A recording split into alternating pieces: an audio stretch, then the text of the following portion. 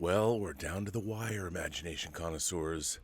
At midnight tonight, actually at 11:59 tonight, the entries for the first annual Intergalactic Imagination Connoisseurs Film Festival Poster Contest officially end. That is 11:59 Pacific Time.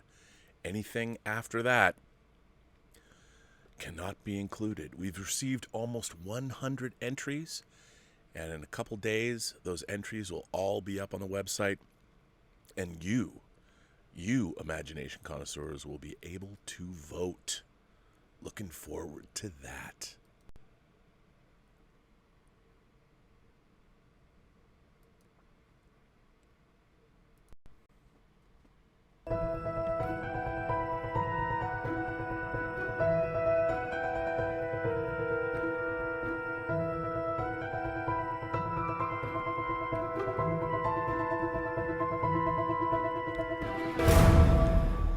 Well, greetings, imagination connoisseurs. Once again, it is I, your Duke of Dope Discourse, your master of fun and wonder, and of course, your existential Mr. Rogers, Robert Meyer Burnett, Robcasting at you from the Robservatory. With Robservations, episode number 525. It's the eve before we open up entries to the first annual Imagination Connoisseurs Film Festival, Intergalactic Film Festival, the first film festival in the world that is open to even people off-world. If you are an extraterrestrial of any kind, you are invited. We told everyone we will waive the entry fee, the $25 entry fee. We will waive it, and you will just be admitted. Of course, you have to prove your extraterrestrial credentials. How you do that, I leave that up to you, but maybe that's all part of the process. So between tomorrow and December 1st, we are accepting entries. And I know there's a couple of people that have films coming in already, which is exciting. We're going to be announcing awards, and we're going to be announcing judges as we go along. We have exciting cash prizes I can't wait to announce. We have sponsored awards. It's going to be pretty cool.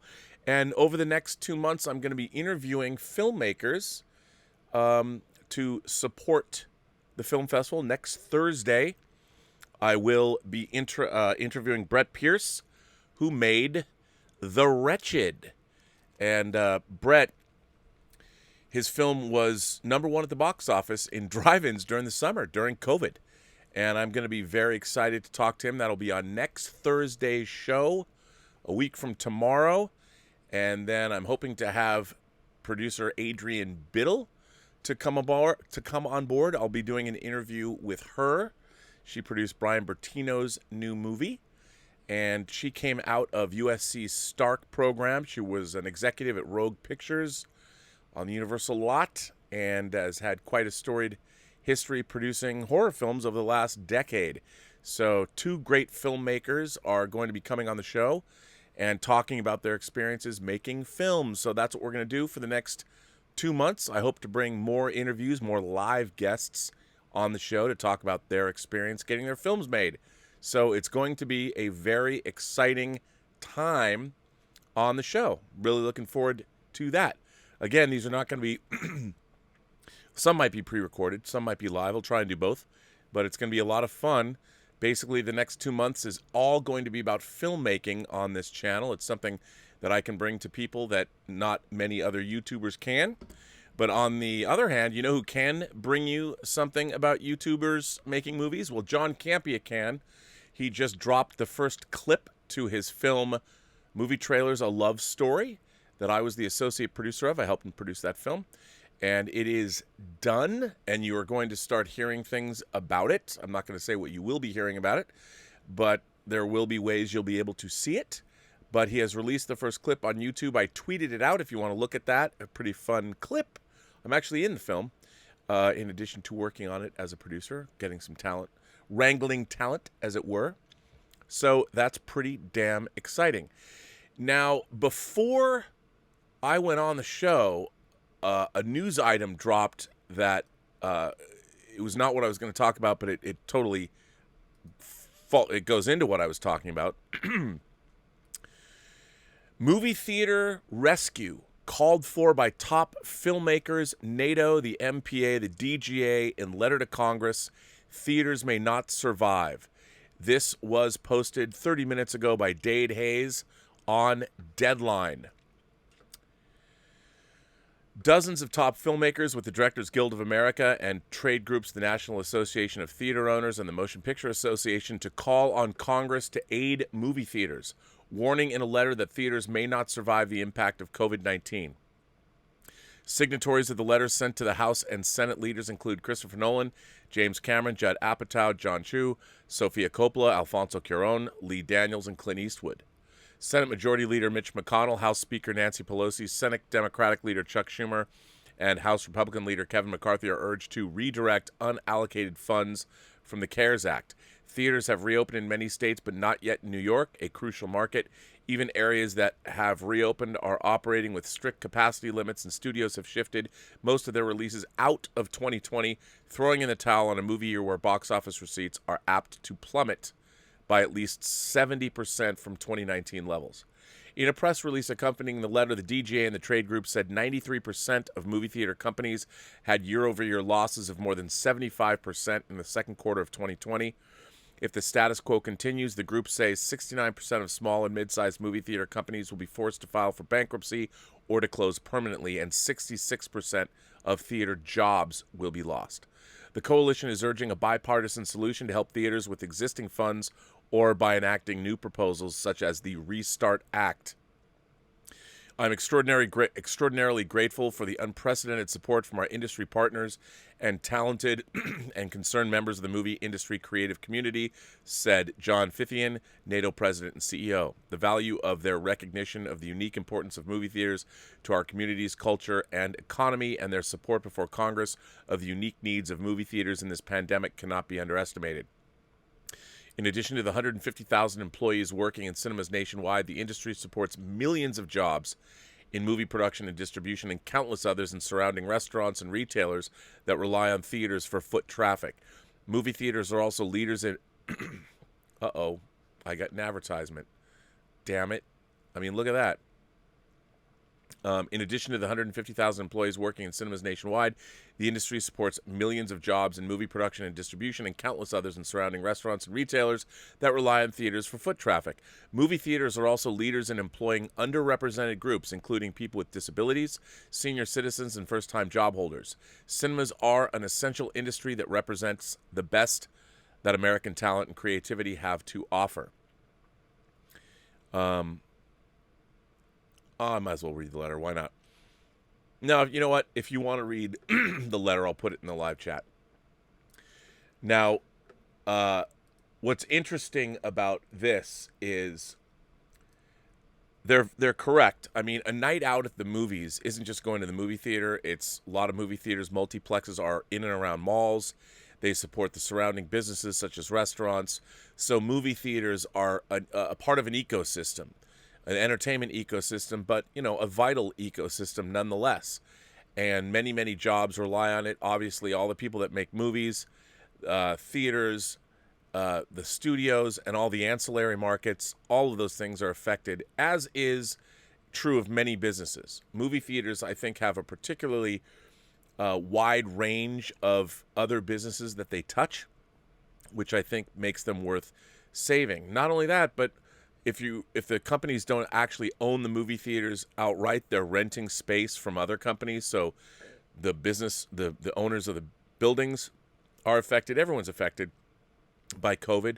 And the movie theaters, obviously, they are gathering places of people, which makes them particularly susceptible to the ravages of COVID, along with so many other retailers and businesses, large and small, that have closed.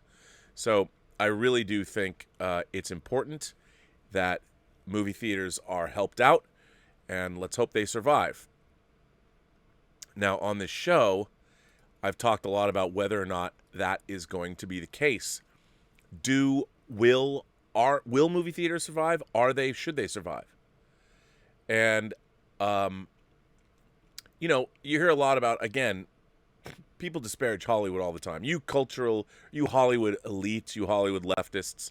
But I would like to say to people, that are out there, let me just tell you that a lot of the people, most of the people that I've met, pardon me, it's literally 100 degrees outside and the air is still unhealthy here. Very scratchy today. It's very unpleasant all the way around. But, you know, many of the people that I've met that work in the entertainment business are self-made people. They came out here from somewhere else and they made their way in the entertainment business. And if you stick it out, there's a lot of attrition here. Most of the people are, I would say, they're good people. They're hardworking people. And I wouldn't necessarily call them elites.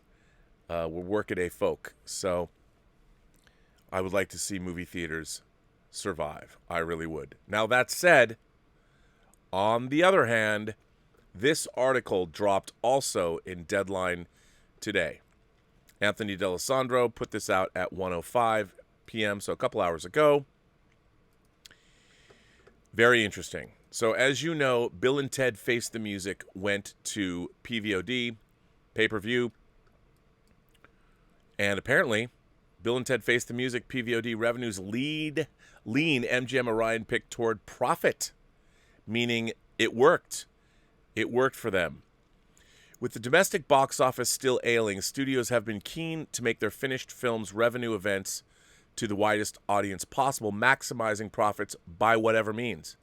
For MGM's Orion, that meant releasing the long-awaited Keanu Reeves Alec Winter threequel, Bill and Ted Face the Music, on premium VOD and whatever theaters would play it, as the top big three circuits and some mid-sized theater chains don't play day-and-date theatrical PVOD titles. Bill and Ted 3 was booked at 1,007 theaters, its widest point on opening weekend. The pick, in its stateside theatrical release via United Artists Releasing, grossed $3.3 million since its August 28th opening. But in the pick's PVOD run, sources tell us Bill and Ted Face the Music has notched around $32 million. The movie hit theaters on a weekend that 62% of theaters were open. Bill and Ted Face the Music was available on PVOD for $14.99. The movie, directed by Dean Parasol, cost an estimated $25 million, but MGM didn't finance the title. Rather, it took domestic distribution for a fee in the low percentile vicinity of 15%. It's important to note that MGM, as opposed to other studios that are sending their features to PVOD, had no skin in the Bill and Ted Face the Music outside of $15 million in estimated marketing costs. The studio, after its deal with cable and digital providers, will see an 80% take of Bill and Ted 3's PVOD monies for an estimated $25.6 million. Out of that comes MGM's distribution fee of $3.8 million. Boy, I really, really hate that. It's hard to do that. Plus, it will recoup the $15 million ad bill. MGM was generous with those non-big circuit theaters who booked Bill and Ted Face the Music, with some exhibitors telling us the split was quite favorable to them at 70%, which yields roughly $1 million in theatrical rentals for the studio. That leaves Bill and Ted with $7.8 million in revenue before video and TV costs. Still, film finance sources agree this puts MGM in a good position to profit down the line, even if the outlook on downstream windows such as digital, October 20th, and Blu-ray, DVD, November 10th, are opaque. Even though MGM didn't have foreign on Bill and Ted 3 and the movie won't benefit from its rich TV foreign output deals, the big swing moneymaker here on the threequel is possibly pay TV. It's not clear if MGM is putting the movie through its Epix pay TV channel or negotiated a separate rate with another pay cable network, but if it's the latter, it's gravy according to sources and could possibly realize another $10 million plus. Studios remain officially quiet when it comes to their PVOD revenues, even though a lot of movies have made their way into the home during the pandemic, i.e. Lionsgate's Antebellum, Warner Brothers' Scoob, Universal's The King of Staten Island, and Universal DreamWorks Animation's Trolls World Tour of note, the latter of which sources say grossed close to $100 million stateside on PVOD. Part of the silence stems from there being no central hub like ComScore with box office to count and allocate incoming home entertainment data. That intel comes to the studio piecemeal, and it's often delayed figures. Fandango and Vudu reported that during Bill and Ted Face the Music's opening weekend, the comedy charted #1 on both transactional video streaming services, but they didn't reveal any unit sales or dollar figures. Many will still agree there's nothing better than theatrical windows and ancillary revenues that come from them. But as everyone tries to figure out how to modernize IP during the pandemic, Bill and Ted Face the Music helps demystify the process. Now, as I have said, we are in an evolutionary period for content providing in terms of where theaters and studios and everybody, where we're going to live from now on. Now, I've said that the public, the entire world is not really yet conditioned to pay premium prices for PVOD stuff, as opposed to, we want to wait. But the first time you see a first-run movie, the idea that you would pay anywhere from $15 to $30 for a first-run movie is new. People aren't used to it. But they're starting to get used to it. If you look at those numbers for Trolls World Tour, even what Disney was reporting with Mulan, with Bill and Ted Face the Music, if people get used to paying $14 to $30 opening weekend, and they're marketed to, because right now people don't really know, and people think, what am I going to pay that much money for? What? But when they realize it's first-run films, and when people are now anticipating it, I can see a year or two from now, why go to the movies at all? I think on one hand, it'll be good. People are going to get bigger TVs. They're going to get better home theater systems. They're going to, if they know you can get first-run movies at home, and they realize that, the first time you put in a decent soundbar, like the JBL soundbar that we gave away on the 400th episode of Robservations, when those kinds of things happen, I do think that movie theaters are in danger. I think there's always going to be a market to see large venue, have large venue experiences, whether it's the MCU, whether it's James Bond, whether it's Star Wars or any of the big blockbuster titles. I think there's going to be room for those. I think there's going to be a demand for those.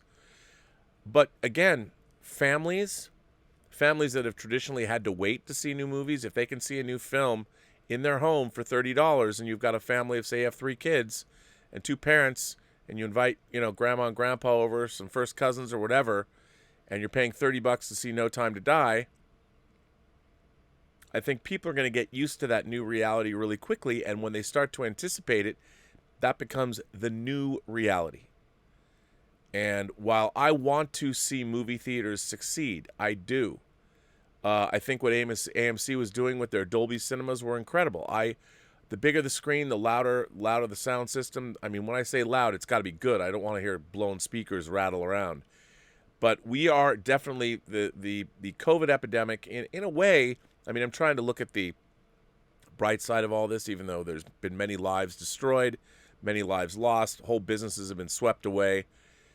It is an evolutionary process, and we're going to come out, I think, it's going to be a different world that we come out into, but I think necessarily it won't be totally horrible, even though I think movie theaters could definitely be a casualty of that. Unfortunately, there's a lot of movies in the pipeline from all the various studios that can't survive. They can't. Tenet has proven that right now, movie theaters, if you make a $200 million movie, you have to, you can't not get an $800 million to $1 billion return on that kind of an expense. And we live in a world where that is vital. That is crucial to the experience of studios spending money to make movies like that. Now, we'll see if Netflix is going to jump in. They say they're going to make a $200 million action film with the Russo brothers. How that can be profitable for them, I don't know.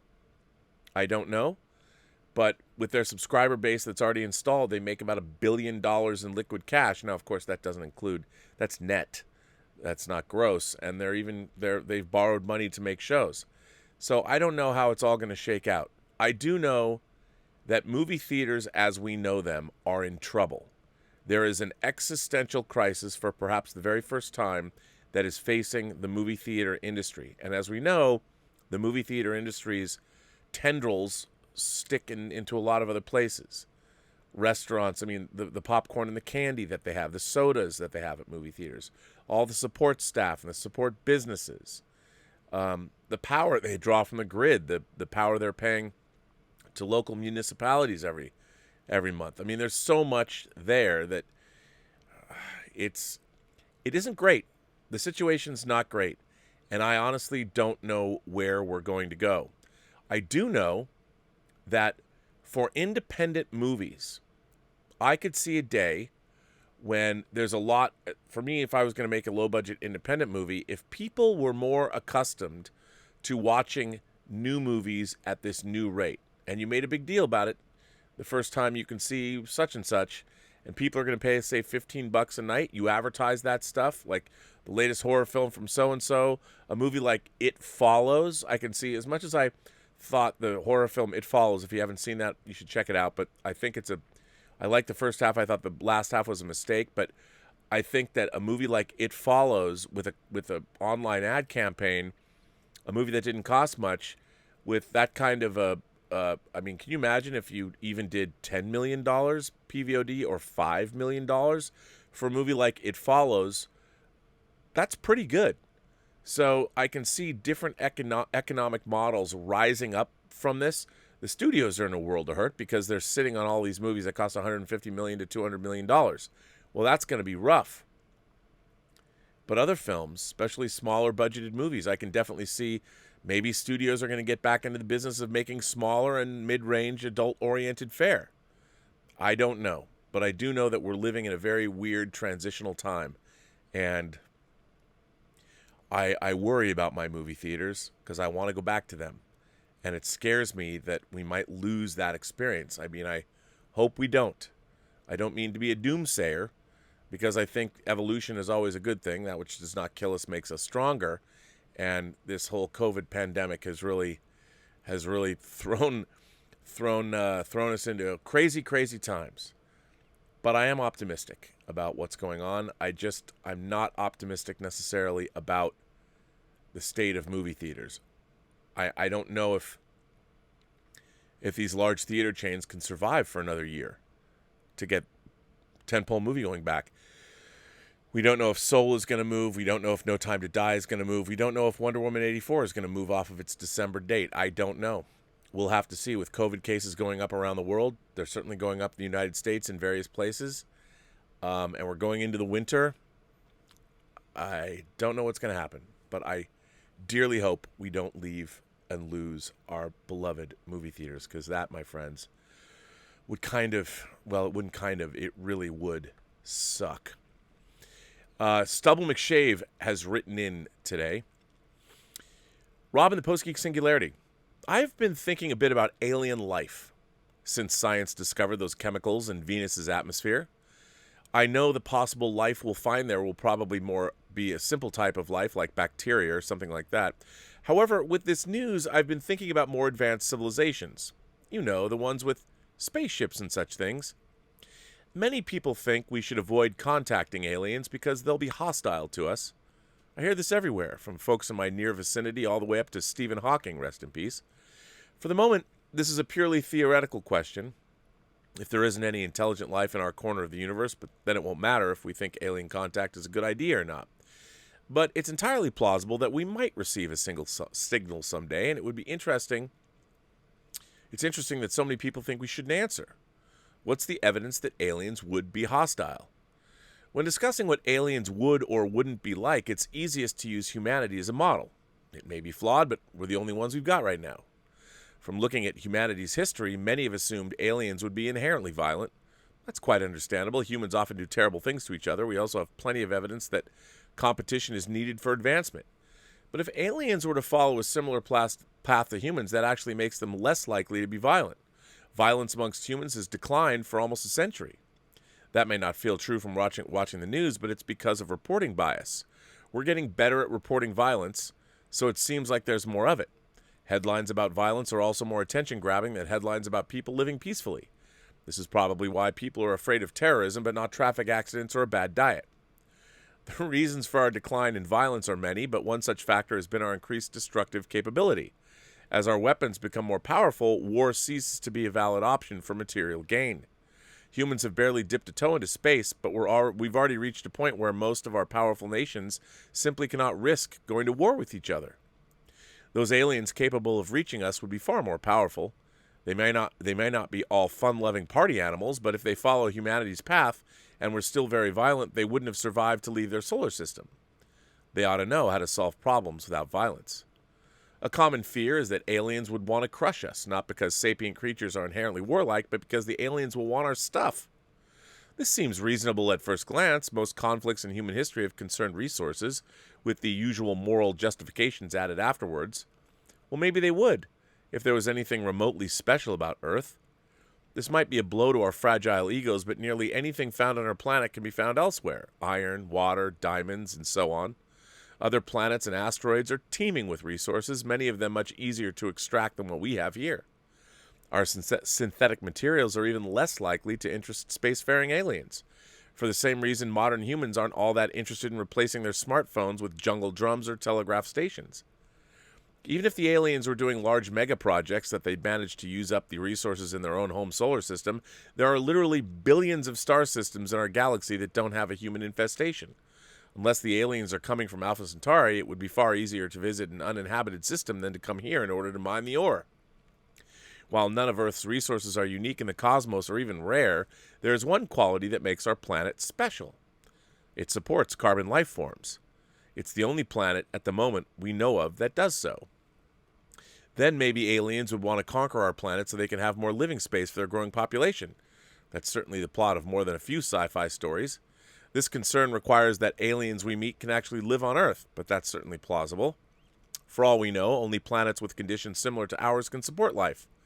However, free oxygen, like we have on Earth, is very reactive and can really mess up your body chemistry if you haven't evolved to live in an oxygen-rich atmosphere. Anyway, we must also consider that before any aliens try and move in next door, they have to get here. If they can travel quickly between the stars, that means they have FTL technology. Any civilization advanced enough to produce those levels of energy could just live in space. Space habitats aren't that hard to build if you compare it to constructing FTL drives. We can make space habitats right now ourselves. It's just expensive to send so much mass into orbit. If we could harness the energy needed to travel faster than light, we'd be building Dyson spheres as well. Alternatively, aliens might take the slow way, crossing these enormous distances in huge generation ships. If you want to launch an invasion that's pretty unwieldy, it's possible. But if they can survive for centuries in space, what reason do they have to even land on Earth? They could just as easily terraform another planet. It would probably involve less work. There's one thing we know for sure that's abundant on Earth, that's something that only Earth has. Humans.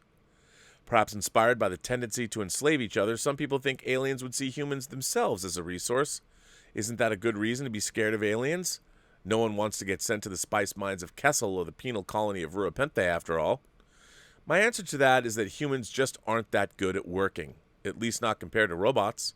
As it is now, we're close to automating most human labor outside here on Earth. And that's with our puny tech level. Compared to a bunch of sexy robots, we humans are weak, fragile little monkeys that require constant food and access to toilets just to stay alive. Also, any alien who kept a stable of human serfs would have to deal with constant escape attempts. It's not worth the effort if you have access to robots. Well, then, maybe the aliens are mind worms who need a host body to live, or maybe they've developed a craving to eat human kidneys. That's possible. Anything's possible. But why bother coming all the way to Earth when they can just grow their own humans at home? It's likely that soon we'll be able to create humans and animals in a laboratory without any need for human pregnancy. Spacefaring aliens are almost certain to have far superior biotech than us. Maybe the fear of alien invasion is just normal old-fashioned xenophobia and racism, although I might just be naive. What do you think? Thanks, Stubble. Well, Stubble, I think that's a great letter. Thank you for writing in. Look, I agree with you. I really don't think that, didn't Will Smith say in Independence Day, I don't think they come all this way just to start a fight. You never know. Maybe it's part of their lives are being warlike and exterminating other cultures. I don't know. And remember, there might be an advanced alien race that can see multidimensionally and see into the universe the way we can't and won't even notice that we're here. There might be aliens here already that we can't see because they're in a different spectrum. They exist in a different spectrum. Who's to say that there might be an alien invasion force, but we're giants and we just can't see them? You never know. Or they're not even carbon-based life forms. They're silicon or something. Like Silicon Avatar, the Horta. You never know. I mean, I think that it's very, very, very interesting to consider. But I don't believe that aliens would come here to destroy us. I think the problem that we have is that we can only conceive, the only life that we can conceive of at all is some derivation or variation on human beings. And I think that is the height of hubris. I think if we met an alien life form, an alien species, they would be nothing like us. What if you met sentient gas? Something like that. We don't know. I mean, it'll be very interesting to see how it happens. Maybe like in Star Trek, we were seeded here by the race, the Preservers. You know, the Preservers came here and put humanoid life all over the galaxy, so it evolved in its own way, like the engineers from Prometheus. We shall see. I don't know. I'd like to believe that they're not going to want to kill us, but who's to say?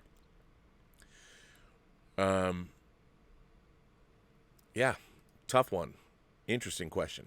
Very interesting question. I don't know. We shall see.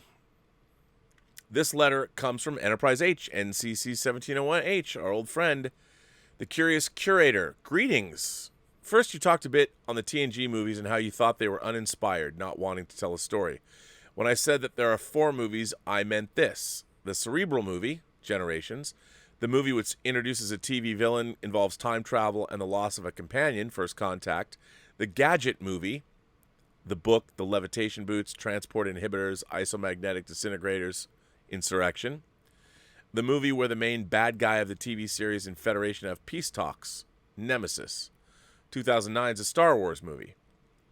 Secondly, I've written in about the Starfleet Museum before, but the letters got lost or were simply never read. I don't know about that. I mean, I don't read everybody's letters, by the way. I don't read every letter that I get in. Sometimes I don't. Now, for those who don't know what the Starfleet Museum is, it is a website which gives an alternate timeline to the years leading up to TOS. The ships on display are designed by a real-life engineer who also designed Vanguard Station for the Vanguard novels. So how different is it from Enterprise? Well, the best thing about this timeline, I think, is the fact that exploration feels a lot harder and really makes you appreciate what you've got. When the Constitution-class ship shows up at the scene, pre-Federation starships use fusion warp cores like the DY-500 panel on the USS Mariposa suggests, and most technologies had yet to undergo miniaturization. This meant slower, more specialized starships. The United Earth Space Probe Agency expeditions usually consisted of a surveyor, a mobile subspace emitter, a deuterium tanker, and maybe a United Earth Stellar Navy military escort. When the Romulan Star Empire attacks, United Earth needs to rush the fledgling MA reactor technology to make it fit inside of a starship hull or risk losing the war. The mention of the Colossus, the first prototype sprawling 5 hectares of the Martian desert, makes this seem like a Herculean task. Needless to say, there are no photon torpedoes yet, and there won't be for another 61 years after the first MA reactor, Little Nell, completes its maiden warp flight. Yeah, but this is all speculation. This is not canonical. When after 2 years Little Nell explodes, you really have to feel like this is a dangerous and volatile technology and understand why the United Earth Stellar Navy Admiralty does not fully trust the technology. While the technology does win them the war, United Earth's reluctance to share it with its allies nearly skewers the founding of the Federation. I do have to say that this depiction is fairly Earth-centric, but at least it makes some sense as to why it is the heart of the Federation here, as its technologies and productive capabilities far exceed that of its allies. As for the designs of the United Earth Space Probe Agency and the United Earth Stellar Navy starships aren't particularly sexy, but I think that is to their benefit. From a mere glance, you can tell that these are older, more primitive craft. If you happen to be a line-of-sight stickler, this era won't do it for you, except if you like warp-capable fighters and patrol ships. The Federation cruisers slowly transform into the familiar saucer design, and fans of FASA may notice how the fighters of this era slowly seem to morph into the Andorian-designed Scorpio-class corvette. For myself, I wouldn't consider the Dragon-class design to be my favorite, as it's still unique enough, yet clearly the next step up from the Federation Daedalus-class ship. The most fun for some might be the Romulan designs and how they evolved into the ships which we saw in Balance of Terror. As a side note, I read on Memory Alpha how the writers for the Enterprise weren't sure how to write the Earth-Romulan War, or why they didn't know what Romulans and their ships looked like. Personally, I found that to be rather self-evident, since I always assumed Kirk meant that they didn't know what their ships looked like because a century had passed. But maybe that's just because I watched TNG's The Neutral Zone. In any case, how different they look here indeed. The warp technology looks completely alien, and only the bird of prey painted on the hull would tip you off that you're dealing with the Romulans. And I'm going to put this into the live chat so we all know what he is talking about. I'm going to put this here.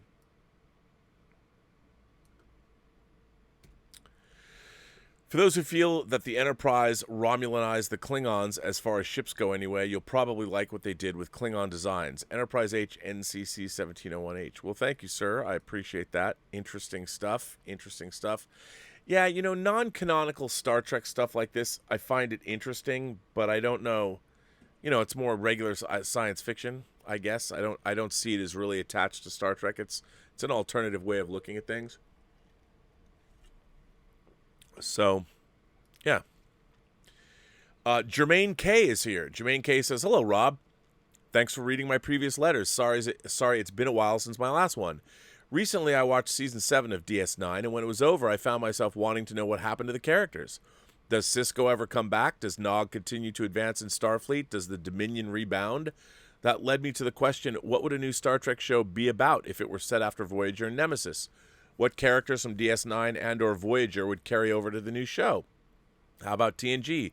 Does Geordi LaForge become a captain? How about Riker? Full disclosure, Rob, Star Trek Picard is not a part of my headcanon. Me neither. The less said about that horror, the better. Tearing Ichib's eye out? What the hell?" A similar question came to mind for Star Wars. What should Episode 10 be about after the rise of Skywalker? I believe a massive time jump is needed, maybe 250 or 300 years into the future, then a soft reboot would be more acceptable to parts of the fan base that dislike Disney's sequel trilogy. Full disclosure again, Rob, I'm very much in that camp. The rise of Skywalker totally and completely stinks, but that's a topic for another letter. What do you think? Does Star Wars need a time jump? What would a new Prime Universe Star Trek show include characters from DS9, Voyager, or TNG look like? Should it include a few or make a clean break with totally new characters? Thanks and take care. Well, Jermaine, as a fan of Star Trek novels, let me tell you, they have written a very dense, very compact, and very cool post-Dominion War continuity across the Pocket Books line of novels. And there's, a decade and a half of them now? And there's some really great novels. My main man, David Mack, whose work I dearly love, his Destiny trilogy is set in the post-Dominion War era, and I can't recommend his books highly enough. So, very interesting. I know reading Star Trek novels might not be your thing, but I do believe that it is worth checking out. Omar94 is here. Omar94 says, "Hi, Rob. One problem with adapting stories to feel relevant to people is how some stories get adapted to be in contemporary times, even though it wouldn't feel the same. Two examples come to mind. When The Godfather was being made, Francis Ford Coppola mentioned before he worked on the script with Mario Puzo, there was already a script from another writer which he read and did not like, calling it hokey. He mentioned how the script he read was set in modern times and it would have been the 1970s as that was a mandate from Paramount, but he insisted the story had to be a period piece like the book. Eventually he got his way, and now he cannot think of The Godfather any other way than in 1940s and 50s. Previous attempts at John Carter before Andrew Stanton made it had conflicts with studios over the time period in the story. When Disney had the rights to the film in the mid to the late 80s, they were very reluctant to do a period piece. All the scripts written starting in 87 with Charles Edward Pogue or then Terry Black and Terry Elliott and Terry Rossio had the story set in the 1800s like in the books. Disney was not interested in that and asked for the story to be set in contemporary times. Charles Edward Pogue argued against it, saying if it was contemporary, audiences wouldn't buy it since by then people know that there was no life on Mars. He believed it was important the story was set in the 1800s as people at that time believed there was possible life on Mars and also felt the story was essentially Errol Flynn on Mars. When Jon Favreau tried making John Carter in the mid-2000s at Paramount, he also insisted the story be a period piece, as Paramount wanted a contemporary version. Favreau argued for a period piece because he felt a modern-day soldier would not know horse riding or fencing the way John Carter did in the books, since he was a Confederate soldier. I'm not sure how it would have turned out to see John Carter and The Godfather set in contemporary times, but it would have been interesting.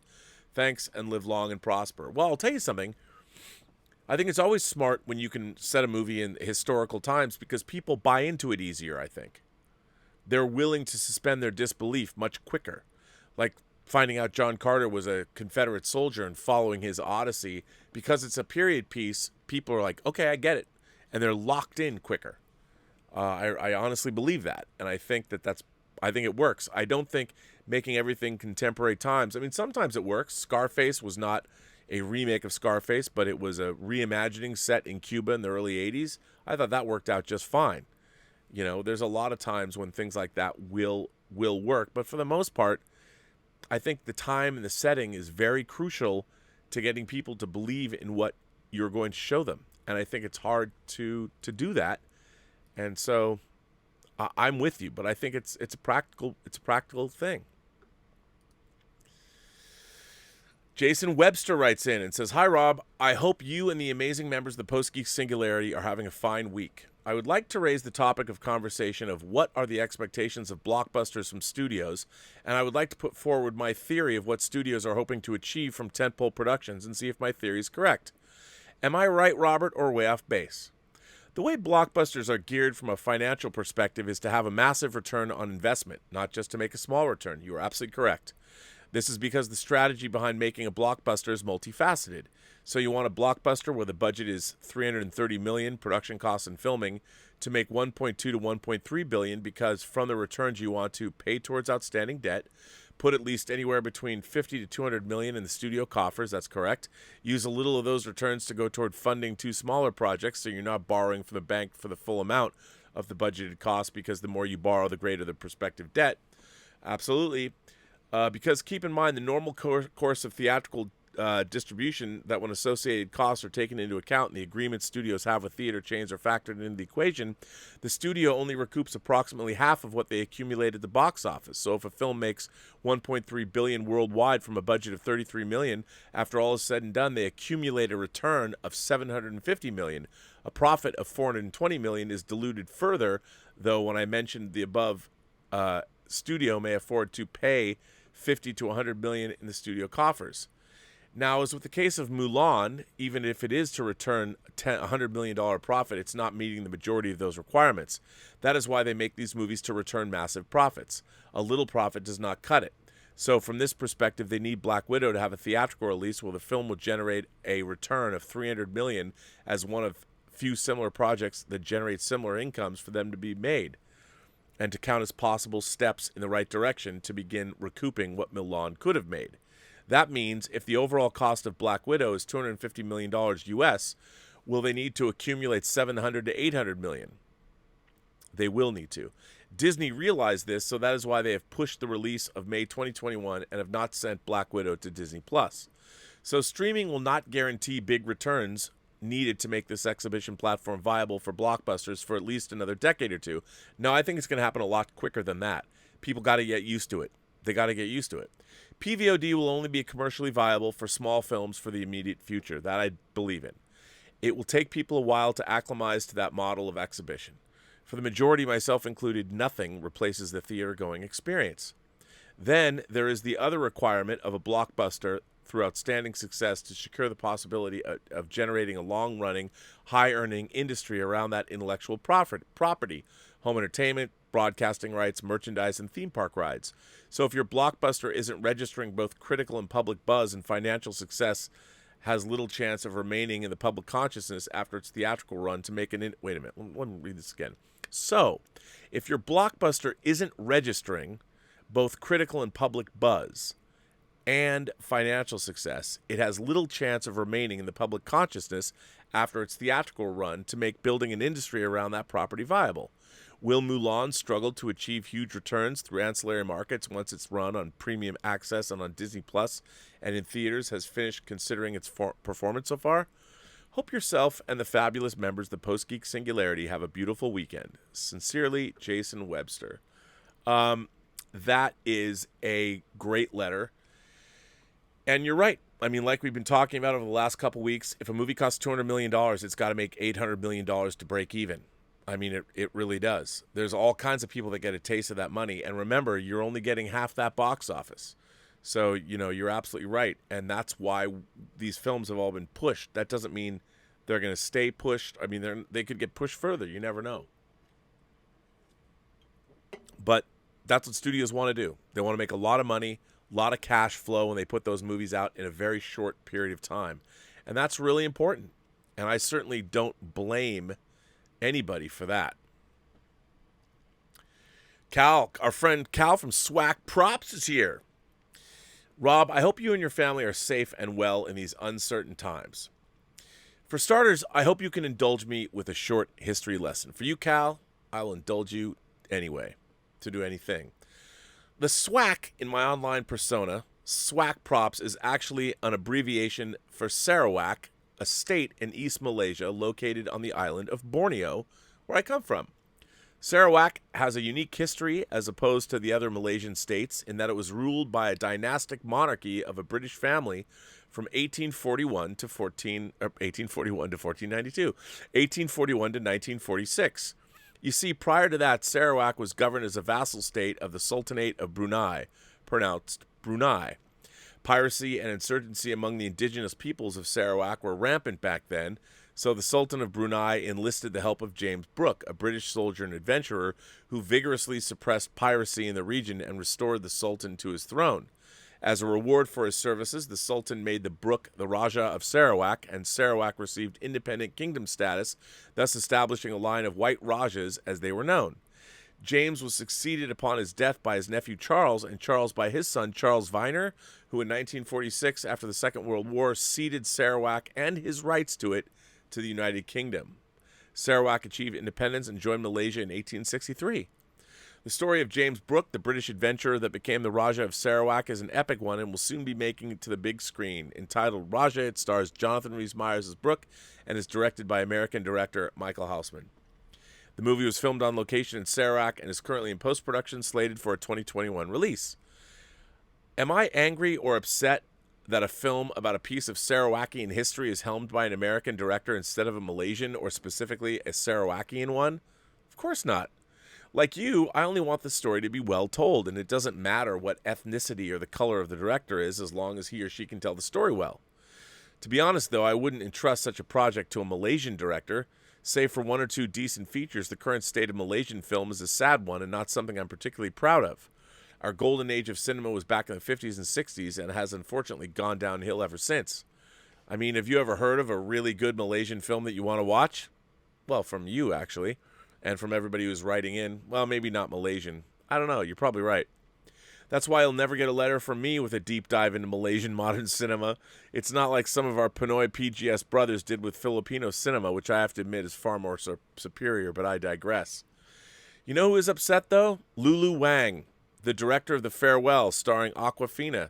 She's not upset about Raja. I doubt she even knows Sarawakian history, but she recently took to Twitter to express frustration over the choice of Ron Howard to direct an upcoming biographical drama about the life of famed Chinese concert pianist Lana Lang. Or Lang Lang, not Lana Lang, Lang Lang. She tweeted, "As a classically trained pianist born in China, I believe it's impossible to tell Lang Lang's story without an intimate understanding of Chinese culture and the impact of the Cultural Revolution on artists and intellectuals and the effects of Western imperialism, just saying." Now, I don't know about you, but I'm detecting sour grapes with her comments. Of course, she later tweeted, "I'm not saying this because I want to direct this movie. I do not. I just don't think these are the artists to grapple with the cultural specificities of Northeast China, where Lang Lang is from." I'm sure being someone who emigrated from China to Miami with her family at the age of 6, she would know how to make a biopic after Lang Lang that would appeal to the audiences in mainland China. After all, The Farewell flopped in China with a dismal $261,000 opening weekend gross, even when it's a story set in China, features Chinese actors, and is primarily in Mandarin.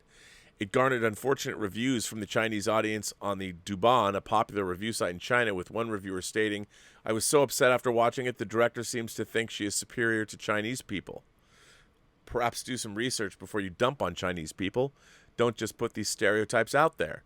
So yeah, Lulu Wang would know a thing or two about appealing to Chinese audiences. The film Ron Howard will direct was based on the memoir of Journey of a Thousand Miles by Lang Lang and David Ritz, which traces Lang Lang's extraordinary life story from his childhood in the provincial city of Shenyang in northern China to the peak of the global classical music industry.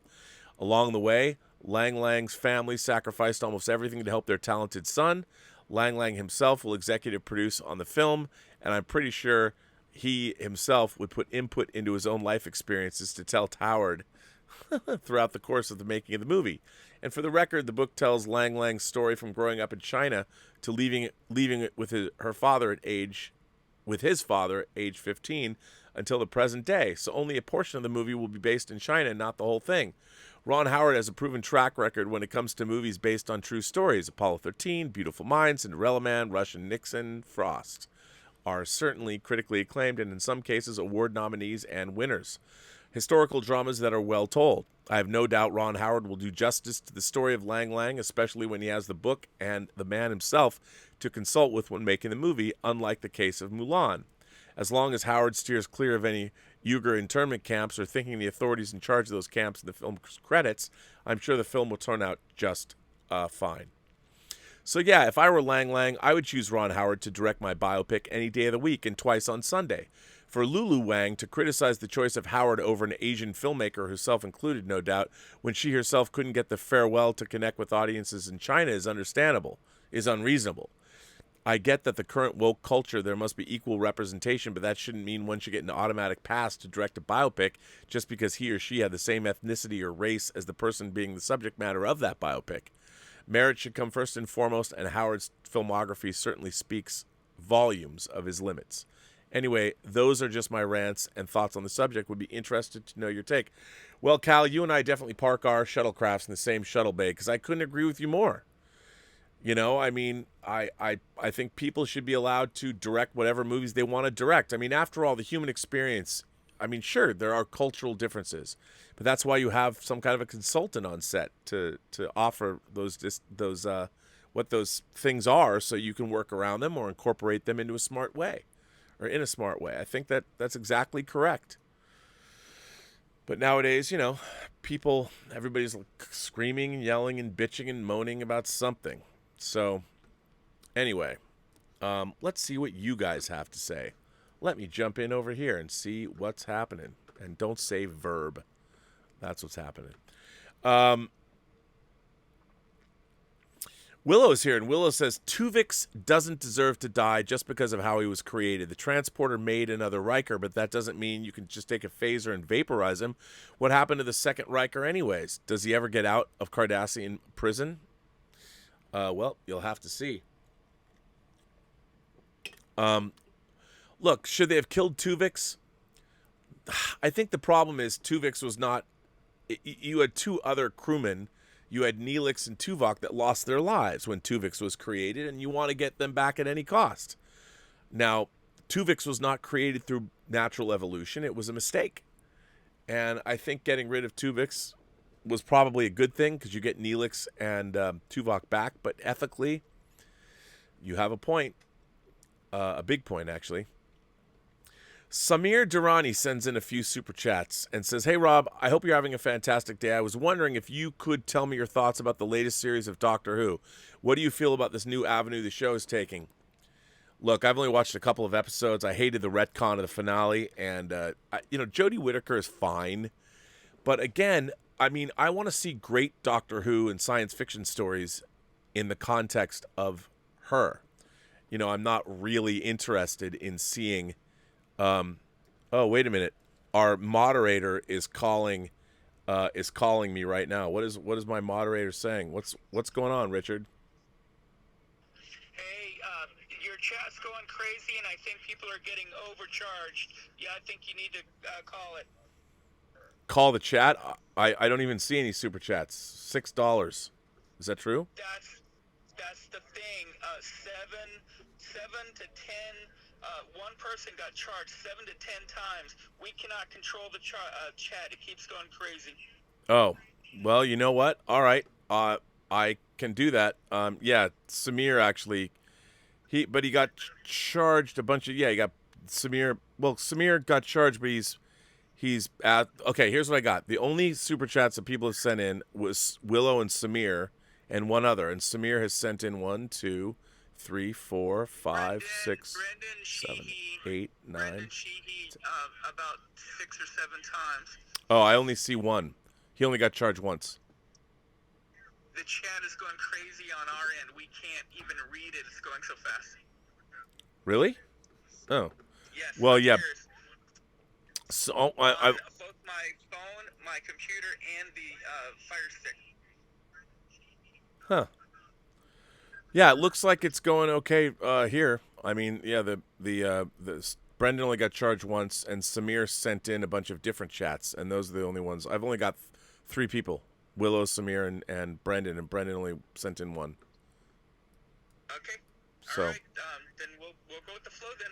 Yeah. Okay. Just letting you know. Tell Brendan, you only got charged once. So, there you go. But I appreciate you calling in, Richard. Good to talk to you. Thank you. Aloha. Hi. Yes. So no, it's the whole idea. I don't know what's going on with the chat. It looks fine to me. So where was I at? Oh, Chris Chibnall. So Samir was asking about. We're talking about Tuvix, Chris Chibnall. I haven't seen enough of the Chibnall era Doctor Who, so I've now been totally derailed. My train of thought's derailed. What I would say is this: what we all want. I think that the problem that these franchises have, the way I see it, the problem that the franchises have is that when they've been around for so long, you have to think to yourself, okay, how do we do something new? How do we make something new? How do we make something that's going to appeal to new audiences? So they bring in Jodie Whittaker as the female Doctor, which I think was a great idea. I really like Jodie Whittaker as an actress. But now then you're saddled with the fact that, okay, Doctor Who is it's way over 50 years now. It's actually approaching 60 years. And, it's old. So showrunners want to do something new that reflects the times. I mean, all great science fiction, especially, is a reflection of the time that it's in. And I think from what I saw, I didn't watch all of Jodie Whittaker's Doctor Who. I saw a little bit of it. And of course, that last episode retconned the very... I find this so strange to me that the new creators that are handed the keys to these franchises want to turn around, and we saw it with Star Wars, with Palpatine being alive. You saw it with Jodie Whittaker. The first Doctor was actually a female at the end of the last season of Doctor Who. And Star Trek, they're constantly trying to retcon. Spock now has a sister, a ward that we don't know about. He has mental problems that we don't know about. I mean, I hate all of that. I think that kind of writing is terrible. I think that, there's no reason who are you to go back and change a character that's been written by so many other writers and has existed in the pop culture zeitgeist for so long. You turn around and you're like, well, I'm going to give Spock a learning disability to make him more relatable to modern audiences. No, because what you're doing is you're compromising the fundamental nature of that character to make him more palatable or more relatable to whatever. He's never not been relatable to people. The fact that he's an outsider makes him relatable. So I find this weird impulse for new science fiction writers to talk shit. I hate that. I mean, they're like, let's make Spock flawed somehow. He was flawed, and the whole point was that he was a Vulcan. He was like the uber Vulcan, but he was still around human beings, and he was a man not of either world, and it bothers me. But Samir goes on to say, do you have any predictions for the rest of the Chibnall era of the show? After this tip, I'm going to send another about my predictions for the show. However, I delve into Series 12 spoilers, so if you have a rule on that, it's totally cool if you skip it. No, I don't really have I don't know. I honestly have no idea where they're going to go with Doctor Who. I really don't know. I would just like to see great science fiction stories that are have canonical fealty to the rest of Doctor Who. I don't think they need to go back and make these sweeping retcons of a show that's been around for 50 years. Samir goes on to say, my predictions for Doctor Who are These are a bit vague, but it's stuff that's been circulating in my mind. One, Jodie Whittaker's final series will be 13, and Joe Martin will be revealed as a future incarnation of the Doctor, the 14th Doctor, and hence will be the main series Doctor of will be the main series Doctor of Series 14. What supports this is that recent actors have played the role for only 3 seasons. In addition, if Joe Martin is revealed to be a future incarnation, it makes sense that Chris Chibnall would look over that version of the character. It would be unfair to a future showrunner to deal with her involvement regarding the Timeless Child. The Timeless Child refers back to a huge Doctor Who retcon, which I hate. On this subject, I also believe Chibnall's era will last until Series 14 and end on the 60th anniversary special, and depending on how Joe Martin feels, she'll either leave with Chibnall at the end of the series or stay for Series 15 and beyond with a different showrunner to explore the 14th Doctor's character further in the new era of adventures and arc. Unit and Torchwood will come back in some kind of underground form, either as merged or still 2 separate entities. Captain Jack will most likely be a secondary companion to the Doctor in at least Series 13. Those are all my predictions that I thought of with a kind of logical mindset. However, I do have one other prediction which is more speculative, but I'll say it anyway. I believe that the 13th Doctor will be forced into regeneration by the Time Lords against her will. Perhaps she begins to turn evil during the course of Series 13, or at the very least does something quite bad. Hence, she's forced into regeneration as a punishment, where the Joe Martin Doctor is forced to work under them via the division, and in the process gets her mind wiped. Hence explains why 13 and the fugitive Doctor don't recognize each other. That could be. I don't know. All that sounds pretty interesting to me. I mean, I would just like to get good Doctor Who stories. And I haven't felt like Jodie Whittaker has necessarily had a great timeless arc. I also feel that, look, the new Doctor Who has never lived up to the Russell Davies era, the David Tennant era. I just don't think so. I mean, I know people like Matt Smith. I too like Matt. I have a Matt Smith Doctor Who figure I should open up. But I don't know. I've felt that Doctor Who has kind of been compromised since Russell Davies left. I don't know. That's up to. But then again, I'm not a huge Doctor Who acolyte, so I don't know the answer. Maybe I'm wrong. So people can always write in and tell me I'm wrong. I have no problem when people say, "Rob, you're wrong." I don't mind that. Brendan Sheehy sends in his super chat. And yes, Brendan, there's only one. I always found it weird that in The Fifth Element, the protagonist, Bruce Willis, and the antagonist, Gary Oldman, never meet. I can't think of this in any other genre film. Well, except Star Trek II, The Wrath of Khan. Although at least Khan and Kirk talk, and they've met before. Yeah, I mean, Corbin Dallas really doesn't know he's reacting. He really doesn't know what's going on, and as a cop. And I like that about the movie. When you think about it, we all get involved in things in life that we might just see a fraction of, a little bit of, when there's this giant, we might get a wedge, but there's a giant pie, a circular pie of stuff that we don't understand. So, yeah, I mean, it's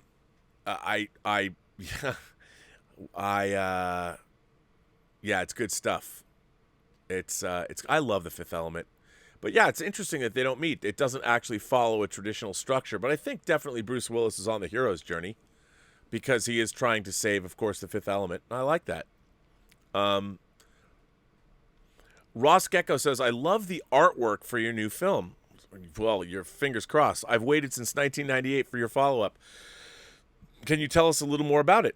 Also, why do you think it's so difficult to adapt video games into good movies? Well, I can tell you about this movie.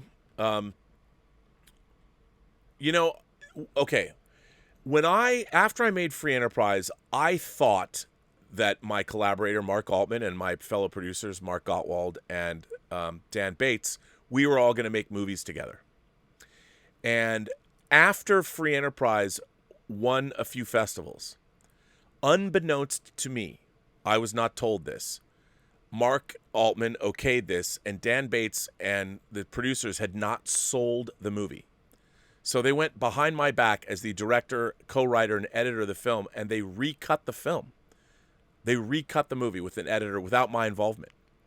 And they hacked Free Enterprise down into, they cut a half an hour out of it. They wrecked the movie because people said, conventional wisdom said that, oh, well, longer movies, longer comedies don't sell. Well, as a result of that, and then I got so angry one day, I said I wanted to temporarily resign from the company until we have actually a conversation about how we're going to move forward. And then we were in the middle of producing a movie called The Specials. And then, of course, my friends and collaborators said, oh, we accept your resignation. You're gone. This was Christmas of 1998. So I had to stay, and I worked on Free Enterprise, and the cut of Free Enterprise that went out was mine. And but I had to stay without pay, and I wasn't a part of the company that I named and built. So you got to be careful you got to be careful what you say to people. You know, like I think stand-up honorable people would say, "Wow, Rob, we lied to you and we're recutting your movie behind your back, so your anger is in fact justified. Why didn't you talk to us about it?" So I got kicked out of my own company that I founded because my partners lied to me, and I get mad one day, and they accepted my resignation, whatever. I mean, I don't blame Mark necessarily, but he doesn't like conflict, so. But yeah, so I got kicked out of my own company. It completely derailed my career. I mean, I never thought about that, but I stayed and worked on the film because I wanted to get the movie out. So we did get it out. And, it wasn't my job to sell the film. If it was my job, I would have sold the movie. But that wasn't my job. My job was to make the movie. So that's part of the reason that my career got completely derailed, because then I went and got an agent and a manager. And that was one of the reasons Dan Bates thought he couldn't control me and wanted me gone, which was ridiculous. I did what I was supposed to do. Their job was to sell the film, and they didn't.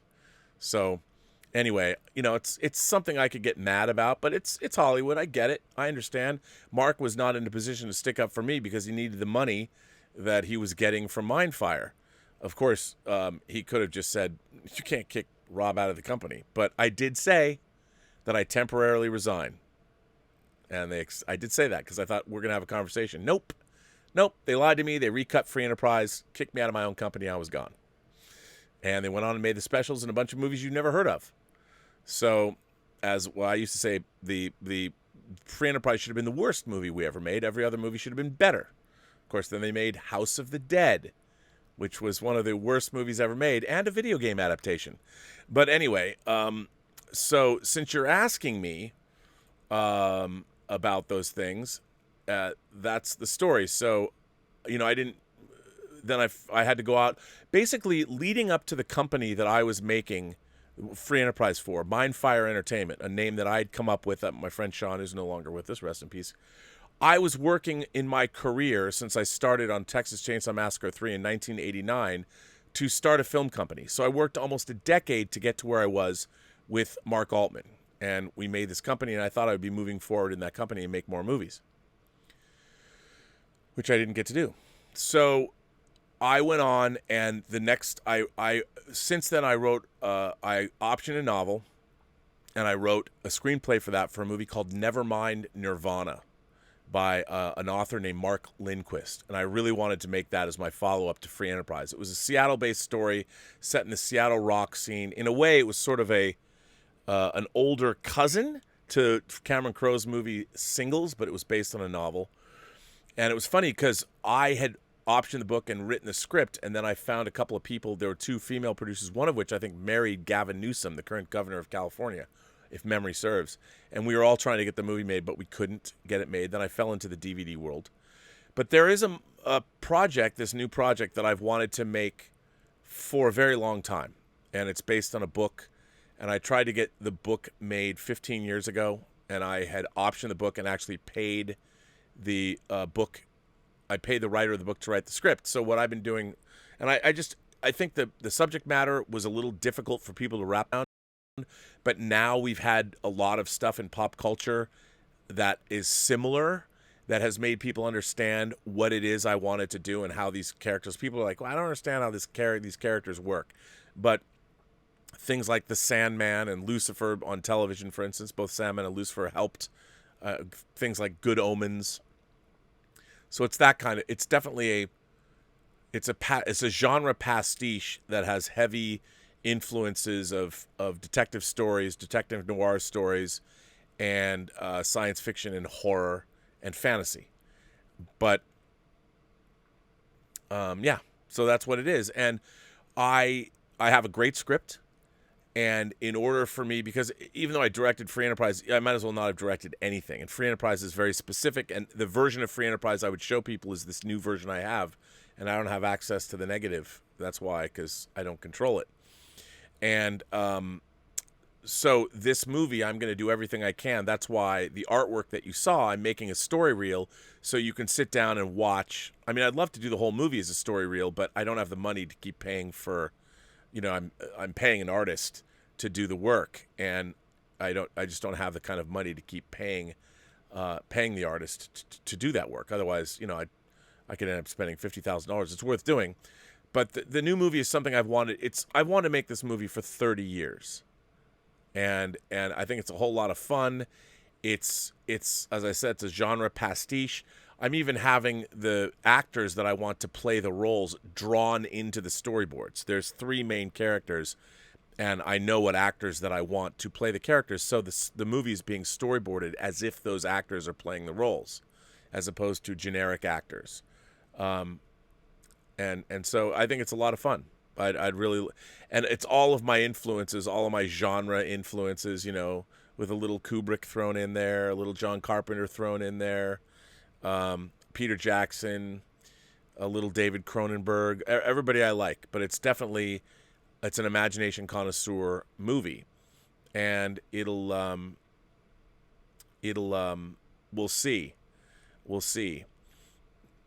see what happens. Now, I will say, Ross, you sent in a super chat and a tip.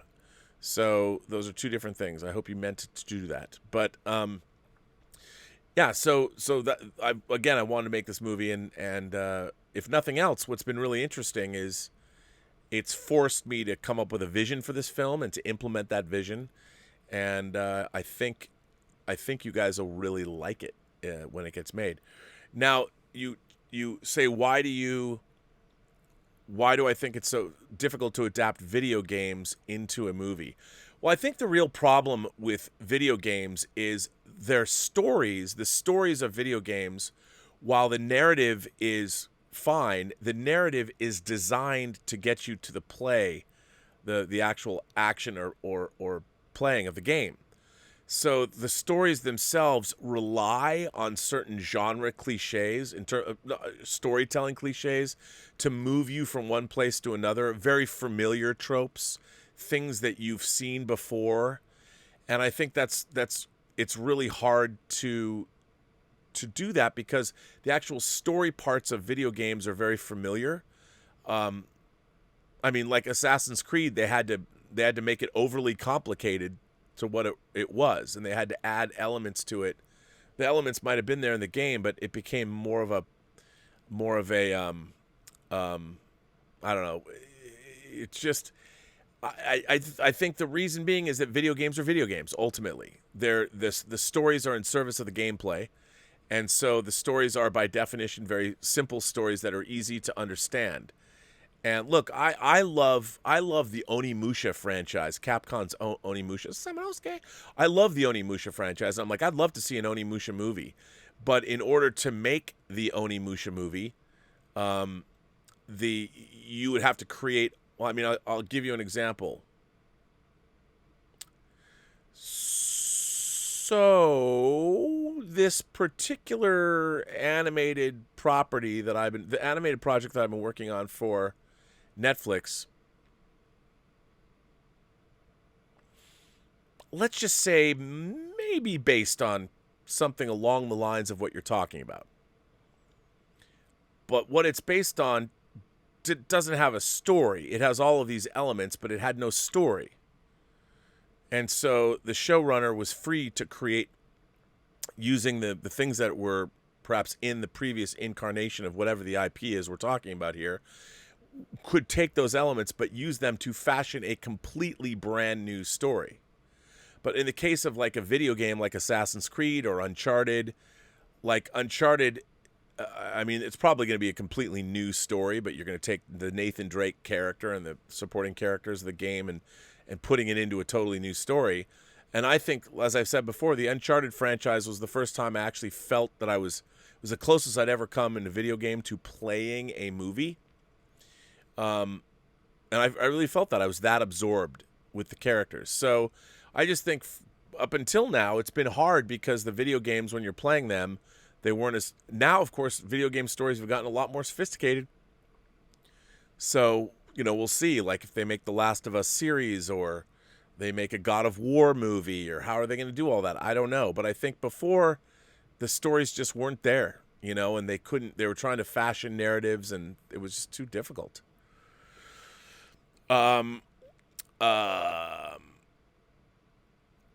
Let's see. Alexander Wilson says, you said that today they couldn't show All in the Family because it was too confrontational. I disagree because I believe the most confrontational show and the best show about race relations is Blackish. No show discusses race like it. I agree. I love Blackish. But I think that what I mean is that all in the Family would fall, it would be the SJW thinking, the idea of safe spaces.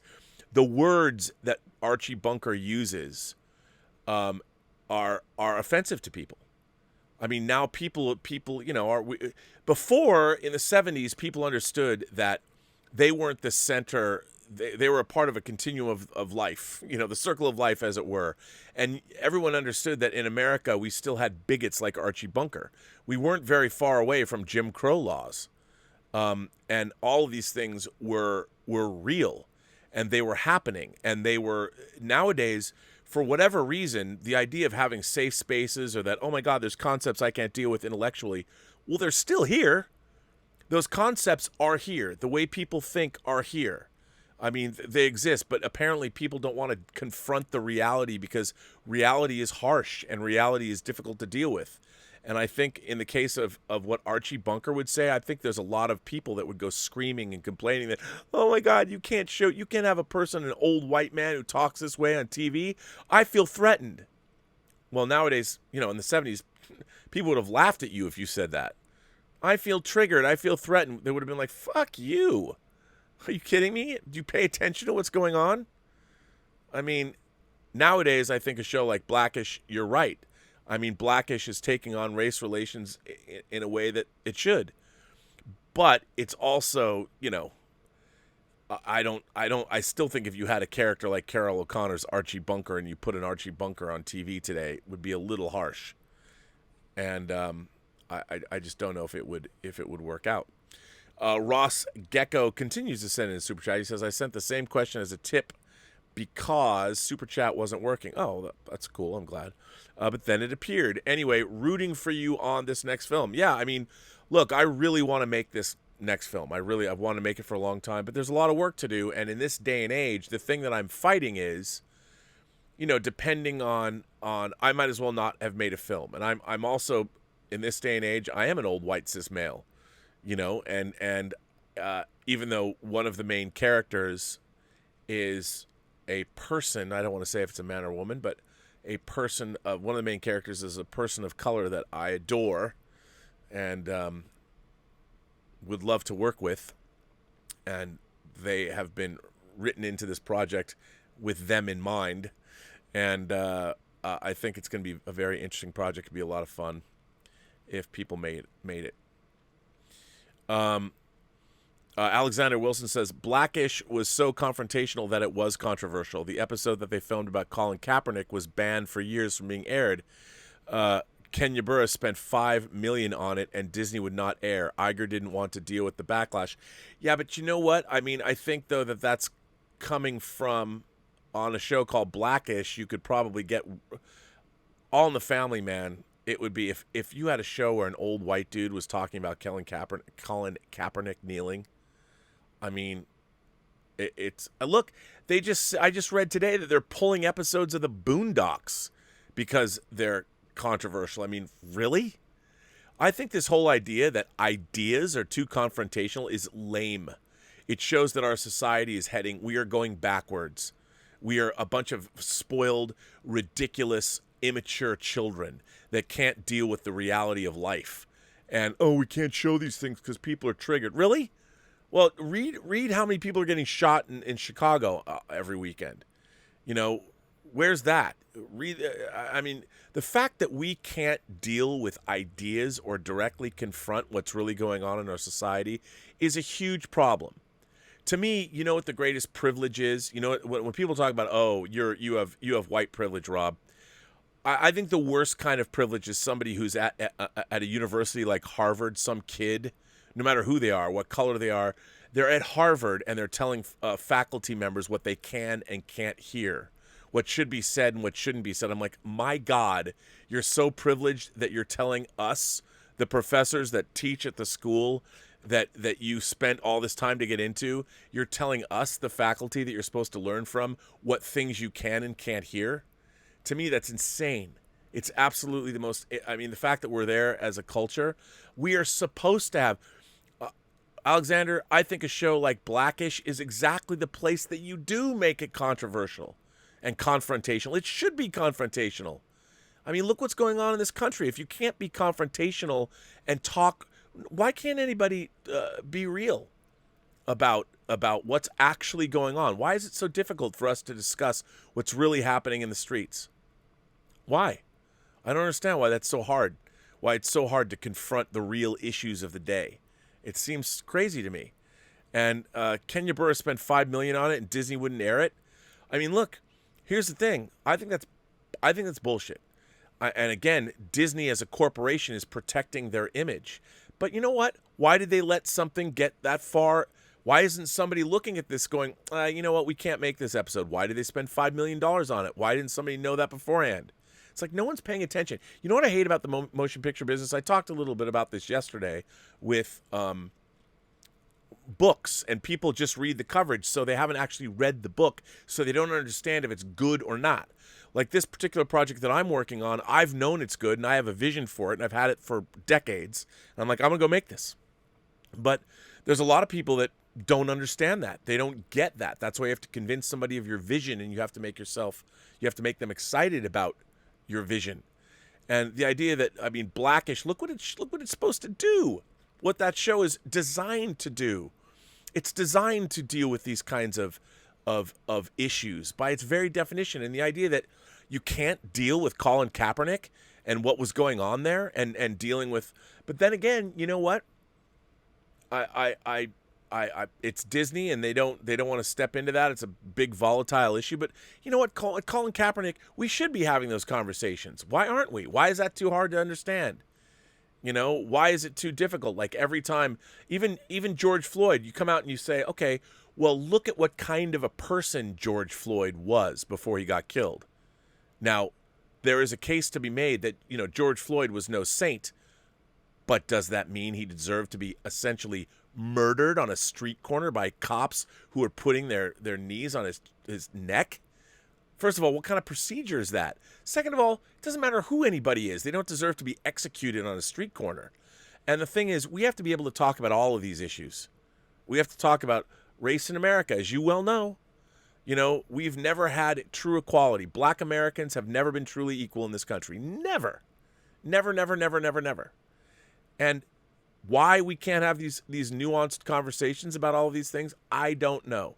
Why is discussing ideas? The real problem is, we Americans, we have devolved into a nation of fucking idiots that can't have a conversation without screaming and yelling at each other, as exemplified by our presidential debate last night. I mean, I've never felt so demoralized in my life watching we should be seeing the highest level of discourse and conversation during a presidential debate. I mean, that's what I would think. I mean, I grew up watching John F. Kennedy speeches. I mean, you know, or FDR, or even Eisenhower when he left office. And we're supposed to be watching the best of us. And now, you know what? We've devolved. We can't talk to each other. And we actually take glee in watching other people treat one another like what we saw last night on the stage. And I'm like, you know what? Maybe it's time we give it a rest.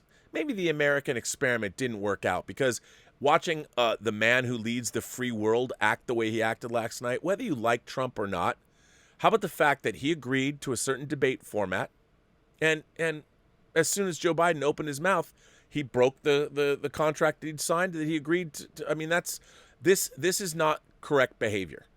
It's not correct. Like, if you're on the high school debate team, you're taught how to debate.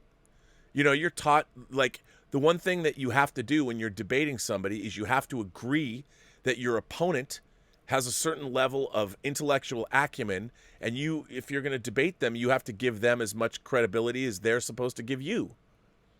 And this is the problem that I've seen with this country, is that we don't know how to debate anymore. We don't know how to have discussions anymore. We're not fucking mature. We're not mature adults anymore. And at least, you know, I don't know how. I mean, I watched that. I don't know how. Like, I go on Twitter and I make one tweet about seeing a dead black man on the side of the road, Police Captain David Dorn, and I get people come at me and call me a racist because I said, you know, where were people there with their guns to protect that man? And everyone takes it out of context. One tweet. People come after me. I'm a right-wing racist. You know, part of what I've said, if anybody watches my show, is that the thing that I was apologizing for is that RB3, who is somebody I respect and admire, he was coming after me, and I said fuck you to him, and that was, I had to apologize. That was wrong. I was upset, and that was wrong. And lack of respect. The lack of respect. I was shown an incredible lack of respect from people I work with, but I also showed lack of respect, and that's why I needed to apologize. You know, but last night when I was watching I'm like, and a show like Blackish, in the context of that show, which is such a well-written show, it's such a well-acted show, that's exactly the kind of place, that kind of entertainment is the place where you should be able to deal with things like Colin Kaepernick kneeling. You should be able to have that conversation. That's kind of the whole point of the show. It's what it's called, Blackish. I mean, it's dealing with these kinds of issues in America from every way, every direction. That's the place where you should be able to talk about things. I mean, it's just, we are getting to the point where we are fucking dumb. We are immature and dumb. And we need to start shaping up and realize that we should not be scared of ideas and concepts.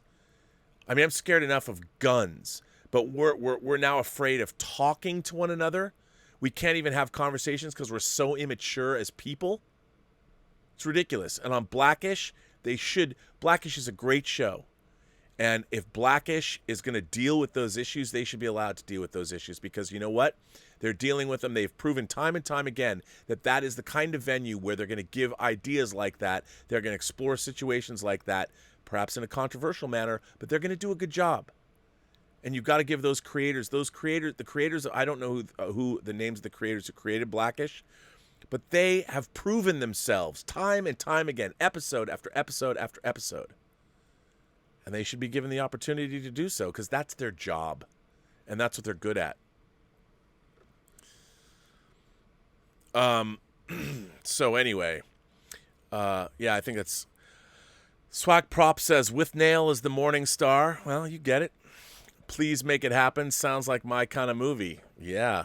It is. It is absolutely your kind of movie. You especially would love it. I think you're going to really enjoy it. Hopefully I can get it off the ground.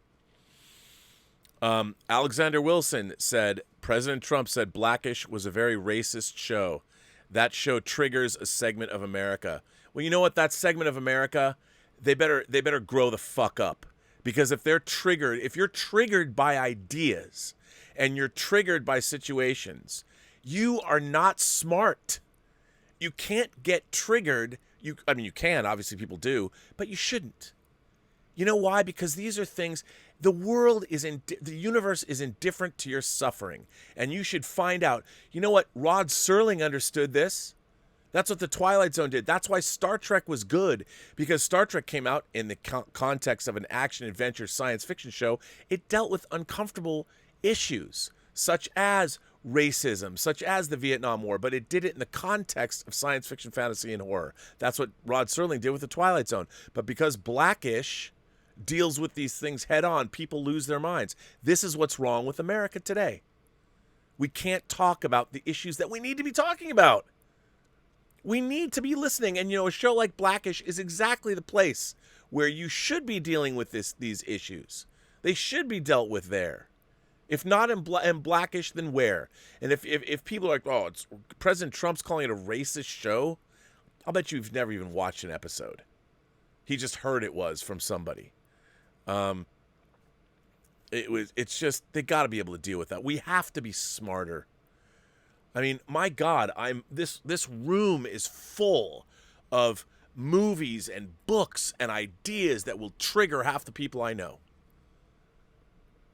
And some of these books are old, and like, you know, people want to ban them, but we've got to get smarter and realize that if we're scared of ideas, we can't even. How are we going to? We're scared of each other. We're lost. You know why? Because there's other people that aren't. You know, you don't see people scream and yell at each other around the rest of the world, sure, but you know, not like we do here. It's very weird. I've never seen it. I mean, it's happened I think it's really social media the last 10 years. You've watched it go on an uphill slope. It's just crazy. It drives me nuts. Alexander goes on to say the whole Colin Kaepernick kneeling was BS. He got the kneeling from Nate Boyer, who is an Army vet, because Boyer told him it was a respectful gesture, but people like Ben Shapiro think Colin is an awful and terrible person. Give me a break. Well, listen, I mean, you know, I've watched Ben Shapiro. I've seen him say things that I've agreed with, and then I've seen him say things like that. And it's just, there's just no nuance. Everybody is so tribal. They pick sides and they have to say certain things. And it drives me crazy. And I think, look at what you just said, Alexander. Kaepernick got the kneeling from Nate Boyer, who is an Army vet, because Boyer told him it was a respectful gesture. Well, you know what? I thought, for instance, it kind of was. You know, we talk about, are we that attached to the national anthem that if somebody kneels down, we're going to decide that, oh my God, all of American history and every person who's ever died fighting in the wars to protect this country is somehow deeply offended by it? No, that is a way to start a conversation where people go, wow, you're kneeling during the national anthem. But you know what? I don't think you are besmirching anyone's you're not besmirching anything, because the ability to kneel during the national anthem is what everybody fought for anyway. Just because you're now there's a place where people are upset, like, you know, you're in a position where, oh my God, all the people that ever defended this country are somehow being, no. You know, that is a respectful way to show a very visual thing where it should start a conversation. It shouldn't end a conversation. It should start a conversation.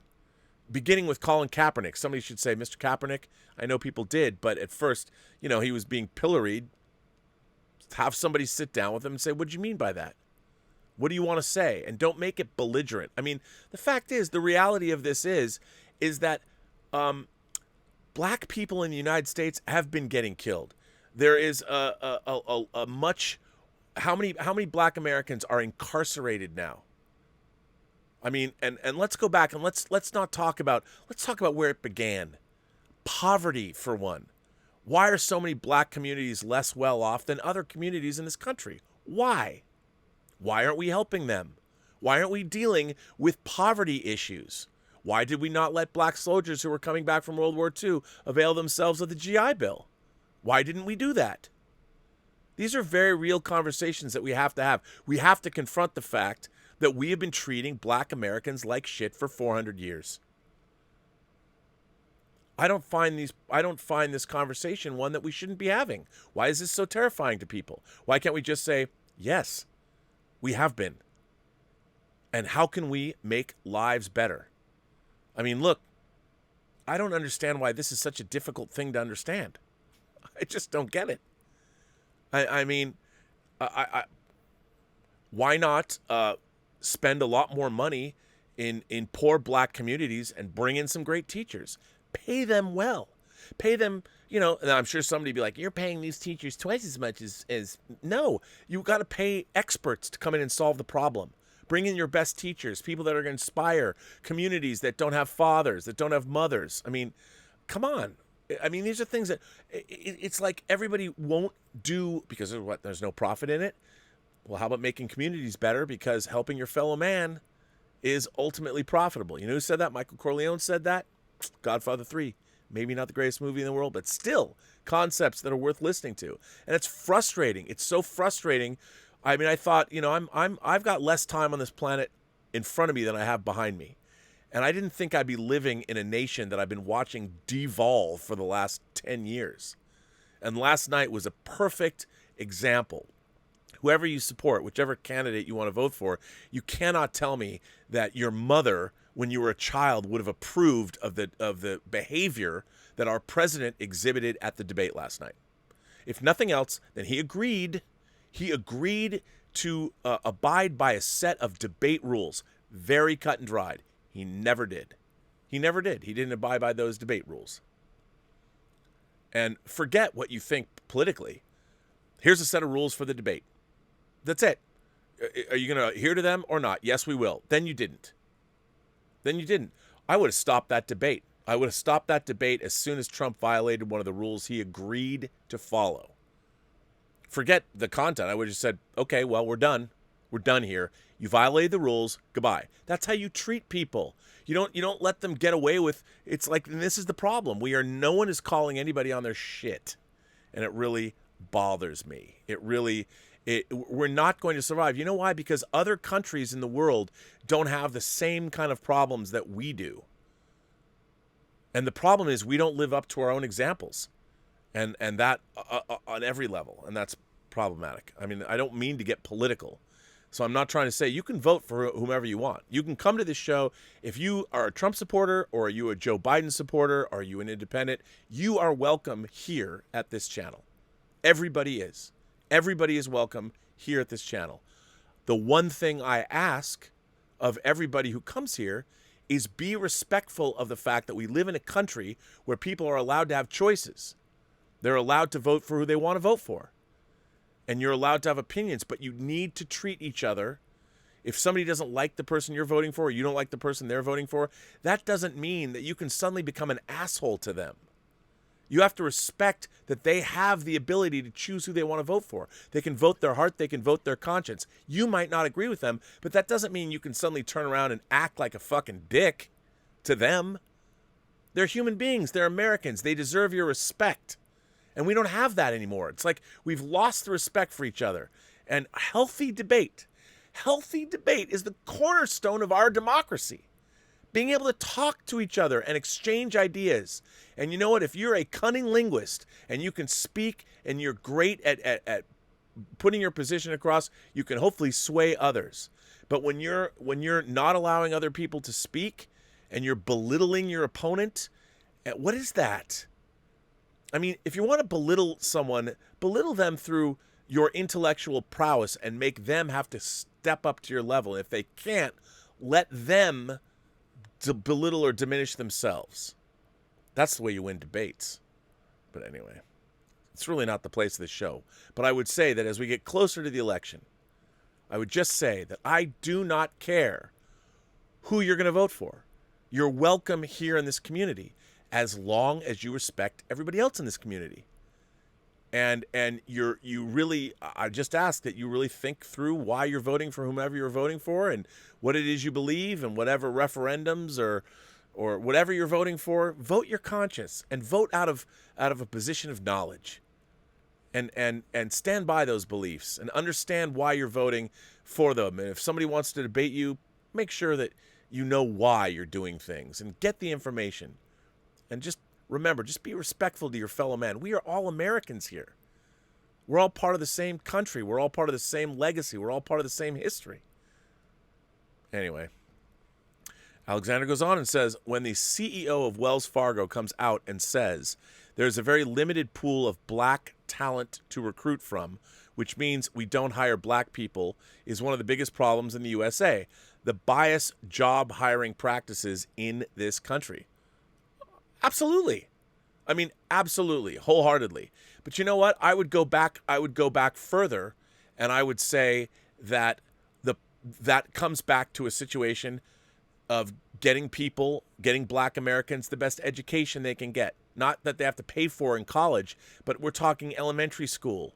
We're talking about middle school. We're talking high school. You know, we've got to start. You know what? The black community needs. And if that requires more money than white communities, then so be it. You know, let's get black communities what they need. instead of not. And we don't want what we want is we don't want anybody to have an excuse and say there's a very limited pool of black talent to recruit from. Well, yeah, why is that? Why is that? Because we sabotaged the black community from the beginning because they weren't getting the kind of education that they deserved, or they weren't getting the kind of assistance, or the fact that they have an inordinate amount of incarcerations. We have black communities where fathers and mothers are absent. And why is that?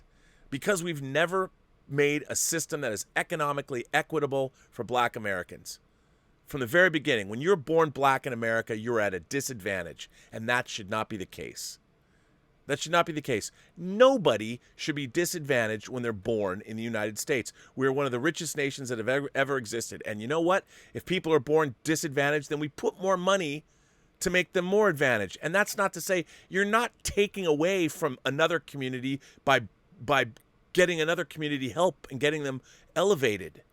Because that's what they need, and that's what we all need. And we don't think that way anymore. Well, who's going to pay for that? Let's figure it out. We can figure it out. These are not insurmountable problems.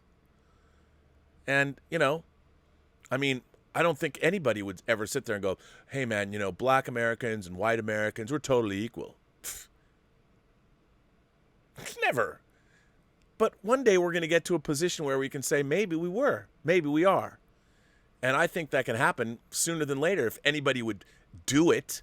If we had anybody in positions of power who would say, hey, look, and it's not just black Americans, it's wherever there's a problem. There's a lot of poor rural communities.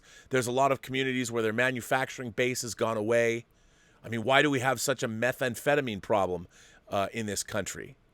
Because, again, it goes back to economics. We have whole places in the country that used to be huge manufacturing places where their manufacturing base has gone away. And those communities, no one ever came in and helped them do something else to find, okay, well, now that your industry that's been here for 150 years went away, well, let's go in there and figure out what we can do with those communities that had their industries taken away. How can we give them more industry? I mean, you lift people up. That's the very foundations of our country. Smart, healthy people, all colors, smart and healthy. And the way to get them smart and healthy is to get them economically advantaged. Not more advantaged than somebody else, but let's get everybody an even playing field. And you know what? There are communities we're going to have to put a lot more effort into them, a lot more money. Let's elevate those communities and get them so they're able to, well, how about dream first? How about make sure that every kid, no matter what color they are, every kid when they're in kindergarten or first grade or second grade lives in a community where they can actually dream of growing up and being something. How about that? Dad, I want to be a lawyer. I want to be a doctor. I want to be a teacher. I want to be a vet. Play sports, whatever the hell you want to do. But we need to have communities where a father can tell a son, or a mother can tell a daughter, or a father can tell a daughter, or a mother can tell a son, yes, you can do that when you grow up. You can do anything you want. You want to work hard. You want to go to college. You shouldn't have a parent going, no one from our family ever went to college. You should have parents be able to say, you know what, we can get you the help we need if we can't give it to you ourselves to get you into whatever college you want to go to. Yes. What happened to that country? Did it ever exist? I don't know. Well, I feel like I'm going on some political rant, but I mean, we're not fixing our problems. We're yelling and screaming at each other instead of doing the actual work. And it's frustrating. It's frustrating because when you work in entertainment, when you work making movies are one surmountable problem after another. Okay, here's what we need to do. We need to accomplish this. They're all problems. How do we surmount these problems? And the great thing about making movies, I'm talking about production, when you actually get the money to go make a movie. No one solves problems like people making movies. I swear to God. And you have a group of people. I mean, I know I bang on about this too much, but watch. If you ever get on a crew of a movie, I mean, all it is problems, and you surmount them quickly and efficiently. And then you get what you're done. You get the work done, and you're finished.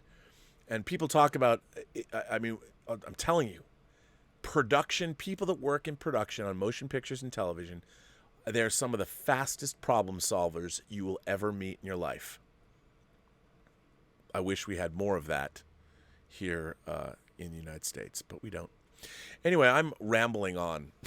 I've moved so far away from talking about all of these things. I just want to live in a world, as far as imagination connoisseurship goes, we're getting so many great things.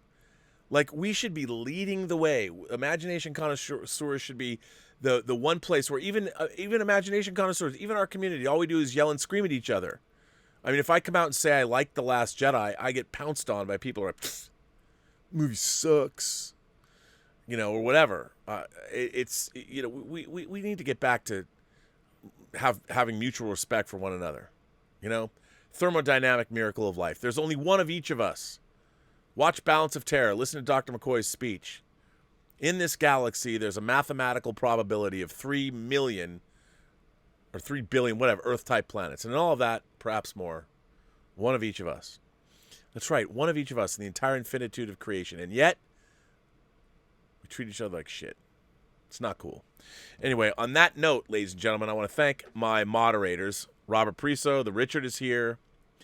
Obviously, and Robert's here. I know we've been going late. I want to thank you guys for staying. Whining About Movies starts up our Halloween program. We're watching horror movies for the entire month of October. We begin tomorrow night, October 1st, 7 o'clock. Don Coscarelli's 1979 Phantasm. You play a good game, boy, but the game is finished. Now you die. That's another movie I can recite from beginning to end. We're just sitting here at midnight. Do-do-do, do-do-do, do-do-do. Love that movie so much. Anyway, so that's tomorrow night. And everyone knows tomorrow day, assuming I can finish everything I need to finish and get to Mike Bodden, tomorrow day, the first Intergalactic Imagination Connoisseurs Film Festival opens for business. Apparently our first entry, the first entry is Dieter Bastian and Patrick Keller's sequel to their film The Secret Exchange. And The Secret Exchange, Broken Promises. They have told me that I might even have it in a Dropbox right now. I'm going to launch it on Saturday. We're going to see it on Saturday. The first entry will be live. And I'm going to play them. I'm going to play each film. I don't know how. I haven't figured even out how it's all going to work. Do I play all the movies? When I get them in, do I play them? And then we're going to do a film festival where they're all going to play on Christmas Day. All the movies are going to play, everything that we get in. So the secret is, yes, there's going to be an entry fee. We have to charge an entry fee because of all the administration costs and everything that we're going to do. We're going to make trophies and we've got cash prizes. I assure you, I will say this. The first cash prize we're going to announce is $500. That's right, a $500 cash prize, and that's not even for best film. So anyway, so there are prizes to be had in this film festival. There are going to be trophies. It's going to be a lot of fun. The poster competition ends tonight at 11:59 and 59 seconds our time. So anything after midnight tonight will not be accepted. So you've got a little less than 7 hours to submit, which is pretty exciting. We have almost 100 entries, I think, which is pretty outstanding from everyone. Thank you very much for all that. Got some great stuff. I will be having interviews with filmmakers over the next 2 months. It's going to be really interesting. So Robservations, rather than me just prattle on, we're actually going to hear from a lot of filmmakers and writers and other people discussing specifically their experiences. As you know, I like to find out how people got into more conversations like the Scott Mance conversation. How did people get into filmmaking? And how do they first make it, making their first projects? So it should be pretty interesting. I will be announcing those people probably in advance. And as you know, Brett Pierce, who made The Wretched, a big hit at the drive-in circuit this past summer, is going to be here next Thursday.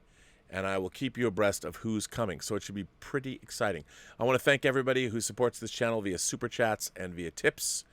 And thank you very much for that. I want to thank you for writing letters. Please keep sending in letters because I will keep reading them. It's going to be really interesting. And hopefully, maybe I'll have short films to show every day. I really have no indication of, I have no idea. People have said they're making movies, but I just don't know. It'll be interesting to see. Anyway, this brings me to the end of Robservations episode number 525. A good time has been had by all. I want to thank everybody. And remember, everybody you meet has a story to tell that you have yet to hear. And all you have to do is listen. And with that, I say to everyone, I'm not on the John Campy Show again tomorrow because I'm not scheduled to be. But tomorrow I will be here for Robservations, and we will be here for Whining About Movies. And that will be exciting. Kicking off our month-long celebration of horror films. And we begin with Phantasm, which I can't believe is 41 years old, which is crazy. I saw it opening weekend. My dad took me. Anyway, we'll see you back here. Have a better day.